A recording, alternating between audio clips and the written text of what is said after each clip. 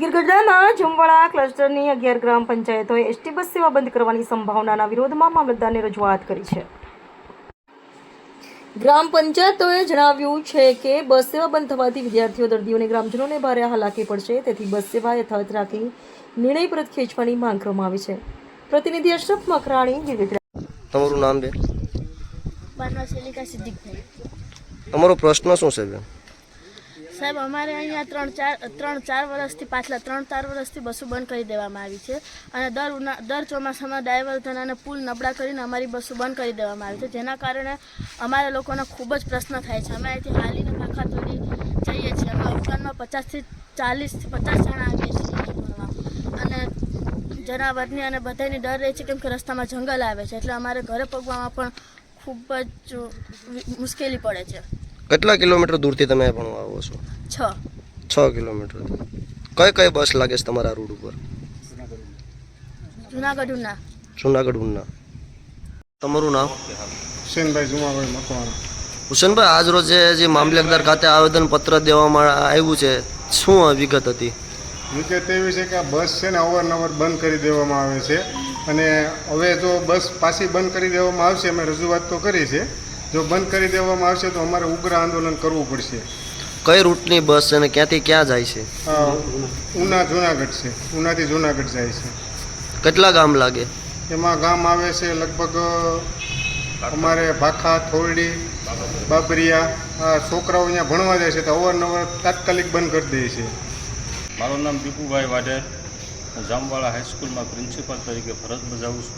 આજ રોજ તમે મામલતદાર ખાતે આવેદનપત્ર આપ્યું, શેના માટે આપ્યું? હા સાહેબ, બસની અનિયમિતતા સબબ છેલ્લા 3 થી 4 વર્ષથી જામવાડા રૂટની તમામ બસોનો રૂટ કાપી અને બંધ કરી દેવામાં આવે છે, જેના અનુસંધાને વાલીઓના ઉગ્ર આંદોલન અને અલગ અલગ રીતે રજૂઆત કરતા આજરોજ મામલતદાર કચેરીમાં અમો શ્રી તમામે સાથે મળી આવેદનપત્ર આપેલું છે. આપનો પરિચય? હું જામવાડા ગ્રામ પંચાયતના સરપંચના પ્રતિનિધિ તરીકે ફરજ બજાવું છું અને અમારી રજૂઆત એવી છે કે દર વખતે ચોમાસું આવે એટલે એસટી બસવાળા બધા બસો બંધ કરી દે અને કાંક તો એમ પ્રશ્ન કરે કે ભાઈ તમારા પુલ નબળા છે. તો ભાઈ પુલ નબળા છે તો પછી અમારી ડ્રાઇવર્જન તો કાઢેલા છે, તો ડ્રાઇવર્જનમાંથી આખો અને અવારનવાર રજૂઆત કરીએ છીએ. પંચાયતના લેટર પેડો લખીને દીધેલા છે 4-5 વખત તો મેં તો, પણ એ કોઈ પૂરતો જવાબ આપણને આપતા નથી. એમ કહી દે અમારા ઉપરથી આદેશ છે આવો. અત્યારે બસ કઈ રૂટ ઉપર હાલે છે? અત્યારે બસ આમ અરમડિયાથી લઈને ભલવડને એ બાજુ મૂકી દીધી અને બધા ઘાટવરથી નીકળી જાય સીધી પ્રાચી. તો અમારા અહીંયા ભાખા, થોડી, બાબરિયા, ઝાખિયા અને જામવાડા જે અપડાઉન છોકરા કરે છે તો એને કોઈ મળવા પાત્ર છે જ નહીં વાહનનો, તો એને કરવાનું શું?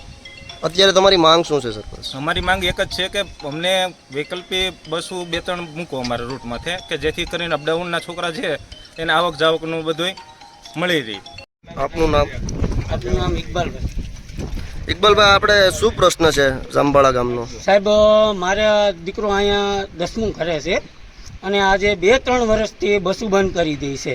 ચોમાસું આવે અને 4 મહિના બંધ કરી દે. સાહેબ, અમે પાસ કઢાવીને ઓકે કરીએ ત્યાં બસો બંધ કરી દે છે, બરાબર. અમારા છોકરા અહીંથી હાલી અને ભાખા થોડીને જાય છે અને છોકરા 50 થી 60 3 ગામમાંથી અહીંયા 9-10 કરવા આવે છે. છોકરા હાલીને જાય છે, જીવ જનાવર, અને સરકારની જવાબદારી રહેશે ને ડેપો મેનેજરની જવાબદારી રહેશે. અમે ધારાસભ્યને રજૂઆત કરી હતી, બરાબર છે, કે સાહેબ અમારે વર્ષો આવી રીતે બસ બંધ કરી દે છે, બરાબર. તાલુકા પ્રમુખને પણ રજૂઆત કરી છે, કોઈ રજૂઆત સાંભળી નથી આજ સુધી અમારી. અને આજ સુધી અમે હેરાન થઈએ છીએ બસો માટે અને વિદ્યાર્થીઓ માટે પણ. તમારી માંગ શું છે? માંગ અમારી એવી છે કે બસ ચાલુ નહીં થાય તો અમે ઉગ્રમાં ઉગ્ર આંદોલન કરશું અને રસ્તો રોકશું. આપનો પરિચય સાહેબ? સાહેબ, હું જામવાડા માધ્યમિક શાળામાં આચાર્ય તરીકે ફરજ બજાવું છું. આજ રોજ આ જામવાડા ખાતે જે વાલી ભેગા થયા, શું પ્રશ્ન છે વાલીનો? સાહેબ, આ પ્રશ્ન એવો છે કે 3 વર્ષથી સરકારશ્રી દ્વારા વારંવાર પરિપત્ર જાહેર કરી અને જેટલા પણ પુલ બાબરિયા, ભાખા, થોડી અને જામવાડા સુધીના આવેલા છે એને ભયજનક ગણી અને બસનો રૂટ છે એ ચેન્જ કરી નાખવામાં આવે છે. કઈ રૂટ ચેન્જ કર્યો છે અત્યારે ગીરગઢડાથી બાબરિયાથી જામવાડા સુધીનો રૂટ ચેન્જ કરી અને એ રૂટ ડાયરેક્ટ સીધો એભલવડ, હરમડિયા થઈ અને ઘાટવડ કાઢી નાખે બસને અને ત્યાંથી સીધી પ્રાચી મોકલી દે છે બસને, જેના કારણે બાબરિયા થોડી અને જામવાળાના જેટલા પણ બાળકો અપડાઉન કરી અને અભ્યાસ કરવા માટે સ્કૂલમાં આવે છે એના અભ્યાસ ઉપર માઠી અસર પડે છે અને બાળકો છે એ અધવચ્ચેથી ભણવાનું બંધ કરી દે છે અને ખેતમજૂરી કરવા લાગી જાય છે. કેટલા ગામના બાળકો અહીંયા ભણવા આવે છે જામવાળામાં? જામવાળાની અંદર ભાખા, થોરડી, બાબરિયા, કંચારી અને પ્રોપર જામવાળાના આ 4 થી 5 ગામના બાળકો લગભગ 50 થી 60 બાળકો છે એ રોજના અપડાઉન કરે છે. કઈ રૂટની બસ લાગે છે સાહેબ અહીંયા? જામવાળા ગામની અંદર જે ઉના જુનાગઢ જે આવતી બસ તમામ બસ છે એનો સ્ટોપ છે એ જામવાળામાં છે અને તમામ બસ છે એ જામવાળામાં આ લોકોને અપડાઉન માટે થઈ અને એને સુટેબલ થાય છે, ટૂંકમાં એને મળી જાય છે ટૂંકમાં સહેલાઈથી. હવે આપનો પ્રશ્ન શું છે સાહેબ? પ્રશ્ન સાહેબ અત્યારે એવો છે કે સરકારશ્રી દ્વારા દર વખતે ટૂંકમાં આવા બધાય પુલ છે એને ભયજનક ગણી અને બસનો રૂટ છે ચેન્જ કરી નાખવામાં આવે છે, ક્યાં તો બસને બંધ કરી દેવામાં આવે છે, જેના કારણે બધાય બાળકો છે ભણવાનું બંધ કરી દે છે અને એની પાસે કોઈ ટૂંકમાં અંતરિયાળ ગામ હોવાથી એની પાસે કોઈ ઓપ્શન નથી ભણવાનું, જેથી કરીને બાળકો બધા ભણવાનું બંધ કરી દે છે અને સ્કૂલમાં ડ્રોપ આઉટનો રેશિયો છે એ વધતો રહે છે. બાળકો પાસે પણ કોઈ ઓપ્શન નથી રહેતું, વાલીઓ પાસે પણ કોઈ ઓપ્શન નથી. તમામ વાલીઓ છે એ મજૂરી પર એનું જીવન છે નિર્વાહ કરતા હોય છે, જે પોતાના પૈસા દ્વારા કે કોઈ પોતાની અંગત જવાબદારી કે અંગત વાહનોની ગોઠવણી કરી અને ભણવા પહોંચાડી શકે તેમ નથી. સરકારશ્રીને મારી એટલી અપેક્ષા છે કે આ રૂટ ચેન્જ કરવામાં ન આવે અને આ તમામ ગામડાને રોજની બસ ટાઈમ ટુ ટાઈમ મળી રહે એવી વ્યવસ્થા કરી આપે તેવી નમ્ર વિનંતી છે. તમારું નામ? હું ભાખાથી આપણે સરપંચનો પ્રતિનિધિ છું. તમારો પ્રશ્ન શું છે?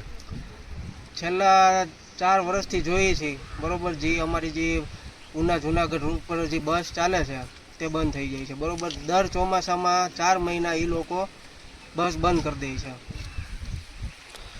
બસ બંધ કરવાનું કારણ શું છે? અહીંયા હાલમાં જામવાળામાં પુલ જર્જરિત બતાવે છે, થોરડીનો પુલ જર્જરિત બતાવે છે. દર વર્ષે પુલ જર્જરિત બતાવી અને 4 વર્ષ ડાયવર્ઝન છે એમાં, તેમ છતાં પણ બસ બંધ કરી દે છે. આની રજૂઆત કોઈને કરેલી તમે? અહીંની રજૂઆત શાળામાં જ કરીએ છીએ અમે દર વર્ષે, અને ધારાસભ્યને કરી હતી એકવાર, અને અહીંથી બધા પંચાયતના પોતાના રજૂઆત કરતા હોય છે ડેપોમાં.